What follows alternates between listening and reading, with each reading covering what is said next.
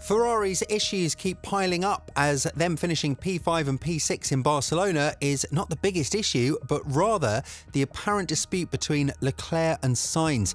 It seems like the intra-team chemistry in the Maranello side is at an all-time low, and we're not even halfway through the season. What does this mean for Ferrari going forward, and can the team do something about it?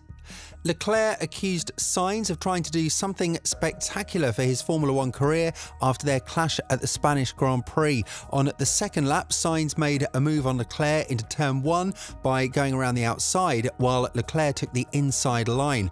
Leclerc's front wing clipped Sainz's rear right wheel, causing Sainz to veer onto the escape road and gain an advantage by the time they reached turn 3.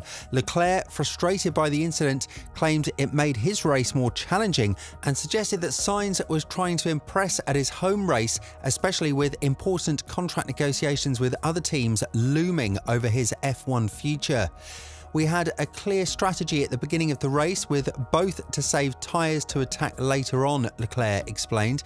Carlos didn't do any saving in turn 14 and of course had an opportunity to overtake me in turn 1, which is a bit of a shame because we lost time between us. I damaged my front wing because of Carlos making the turn and not seeing I was inside, and that made our race more difficult. I didn't understand the point of doing that when it was clearly stated before the race that we had to save in this part of the race. It's a bit unnecessary, but I also understand that it's his home race and it's also an important moment of his career, so I guess he wanted to do something a bit spectacular, but I probably wasn't the right person to do that with. Fighting over lower points positions is not the solution. Ferrari's consistent decline as the season progresses stems from their inability to develop and maintain a steady stream of effective updates for the car. Since Imola, the car has received numerous upgrades, especially making it a B-spec car, yet there's been no noticeable progress. This is a huge problem because if the car is 4th fastest in Barcelona, it will likely remain so for the remainder of the season when it comes to traditional high-speed circuits, of which there are many. Couple that with seemingly shaky reliability, and even with Perez being inconsistent, it'll be impossible to attack Red Bull in the Constructors' Championship, and we can fully expect McLaren to get past the Scuderia as well. It's tricky not to draw conclusions though when Leclerc and Sainz comments stand out in so many years of civil fighting for podiums and the occasional victory. Think how calmly Leclerc reacted to Sainz's brutally tough defense of 3rd at Monza last year. Sainz wouldn't refer to other times Leclerc has complained after the race if there wasn't at least an element of lingering frustration there. And the fact Sainz is being let go by the team despite claiming 2 of its last 3 wins, the looming self-imposed crunch time to decide his future, and Ferrari's drop-off in form over the last 2 weekends is only going to add to the frustration. Clashing with his teammate wasn't Sainz's only incident during his run to 6th. Sainz said Hamilton ran me off the track when the Mercedes reversed the win of Sainz earlier undercut at turn 1. I was half a car length ahead, and normally the rule says that if you're ahead around the outside, they need to give you space if you have half a car ahead, Sainz explained. From then on, I went on the attack on the Mercedes. I was very close to overtaking them in the first stint because they were on used tyres and we were on new ones, and I wanted to move forward. I don't know what he's complaining about because this time I don't know what he's worried about. 5th place in the wake of Russell, obtained by Leclerc, came at the end of a race in which Ferrari tried a different strategy for the Monegasque, leaving him on the track in the first stint 7-8 laps more than his direct rivals. The Monegasque, who was overtaken in the drivers' standings in 2nd place by Lando Norris, believes that strategy was not a problem. The lap we missed to pass Russell, we lost with that fight. After that, we made a nice race, but with ifs and buts, we could do many other things. In the end, when you are behind the group, you have to try to do something different. The pace was good and I managed the tyre well in the first stint. Then after the race, it's always easy to say that we could have done better. The problem of the weekend is that we lacked the pace, and we need to see why.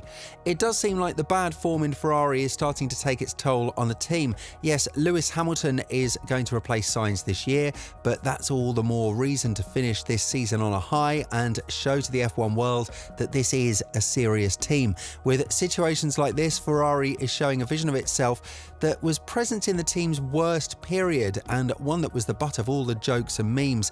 Such unseriousness not only worsens the atmosphere in Maranello, but also gives their rivals additional motivation and confidence that they can beat Ferrari every race. McLaren is now as confident as ever, and with the return of Mercedes, a team that performed well in the last 2 races but on completely different tracks, we can say that Ferrari is not only no longer the second best team, but also the 3rd spot is actually very much threatened. Another question to talk about is how will this situation influence or play a part in a way in terms of Sainz's next team, which will now probably either be Sauber, Audi or most likely Williams. Before his termination from Ferrari, Carlos generally played the team game very well, with only a few notable exceptions, as he has typically been a consummate professional. As recently as Monaco, he was actively looking for ways to help Shah and the team achieve the best result possible. Despite being very close to Shah for several years in a car frequently capable of podiums or wins, they maintained a very mutual relationship. The fact that Carlos had a few selfish incidents this year after learning of his termination does not diminish his previous teamwork and is not the reason he won't be at a top team in 2025. From Austria onwards, the upgrades Ferrari brought should really kick in, and we'll see if they really are upgrades or just new parts. But they must fix the intra-team problem if they really want to compete for victories again, as you cannot go into races with the team chemistry at an all-time low.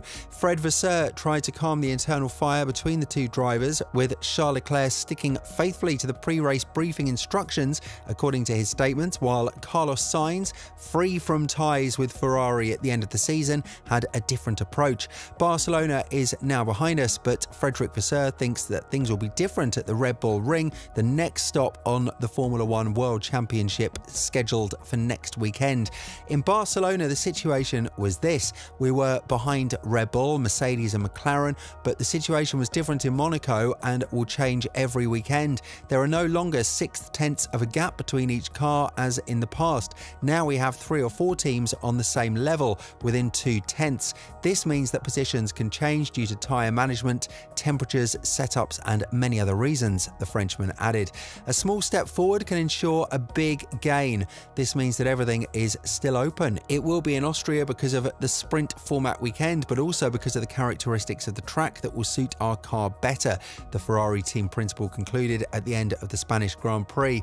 If the team can solve this issue, they can be competitive because the team lost so much on the fast corners of Barcelona. Red Bull Ring is a track that has a lot of fast corners again, which plays to the strengths of Red Bull, and the Scuderia will have massive issues unless they manage to draw something out of the bag on Friday. But let's wait and see, as surprises in this sport are plenty. Do you think Ferrari can solve their issue and bounce back? Because this is not looking good right now. Let us know down in the comments, and we'll see you very soon in the next video.